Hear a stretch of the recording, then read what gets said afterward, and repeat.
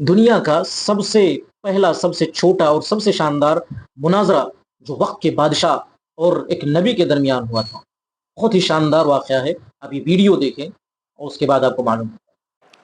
اس کے بعد حضرت ابراہیم علیہ السلام کا نمرود بادشاہ کے ساتھ ایک مناظرہ بیان کیا گیا۔ اس زمانے کے بادشاہ کا نام تھا نمرود۔ اس کا یہ دعویٰ تھا کہ صاحب میں رب ہوں، میرے آگے سجدہ کرو، مجھے اپنا رب مانو۔ ابراہیم علیہ السلام نے نمرود سے مناظرہ کیا۔ اب مناظرہ کیسے کیا جاتا ہے؟ آج تو مناظرے کے نام پہ کیا ہوتا ہے؟ جھگڑا ہوتا ہے۔ مناظرے کے نام پہ لوگ چلاتے ہیں، چیختے ہیں، سامنے والے کی بات سنتے کم ہے، سناتے زیادہ ہیں، اور ہارنے کے بعد بھی شور مچاتے صاحب ہم جیت گئے۔ تو آج کا دور مناظرے کا دور نہیں ہے۔ ابراہیم علیہ السلام نمرود سے مناظرہ کر رہے ہیں۔ دیکھیے کتنا پیارا مناظرہ ہے۔ الم تر الی الذی حاج ابراہیم فی ربہ ان آتاہ اللہ الملک۔ ذرا دیکھو اس انسان کو جس کو اللہ نے بادشاہ بنایا تھا، وہ ابراہیم سے مناظرہ کر رہا تھا اللہ کے بارے میں۔ اذ قال ابراہیم ربی الذی یحیی و یمیت۔ ابراہیم علیہ السلام نے کہا کہ میرا رب وہ ہے جو زندگی دیتا ہے اور جو موت دیتا ہے۔ قال انا احیی و امیت۔ تو نمرود کہنے لگا کہ یہ کون سی بڑی بات ہے، میں بھی زندگی دیتا ہوں، میں بھی موت دیتا ہوں۔ اچھا کتنے بڑے بڑے بیوقوف بادشاہ بنے ہیں دنیا میں، اللہ کی پناہ ہے۔ اب بتائیے یہ بادشاہ ہے، کہہ رہا ہے کہ میں زندگی دیتا ہوں اور میں موت دیتا ہوں۔ کیسے دیتا ہوں؟ قید خانے سے ایک قیدی کو بلایا جس کو پھانسی کی سزا ہونے والی تھی، اس کو چھوڑ دیا، اور ایک بے قصور آدمی کو پھانسی دی، بولا دیکھو میں نے اس کو زندگی دے دی، اس کو موت دے دی۔ اب یہ صاحب بادشاہ تھے۔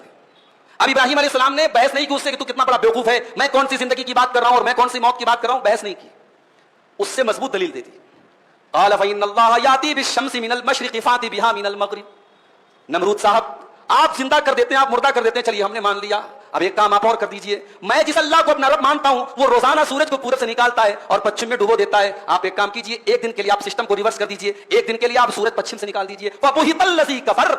اب بیچارے کے پاس کوئی جواب نہیں تھا، لاجواب ہو گیا، اسٹک ہو کر کے رہ گیا، مبہوت ہو کر کے رہ گیا۔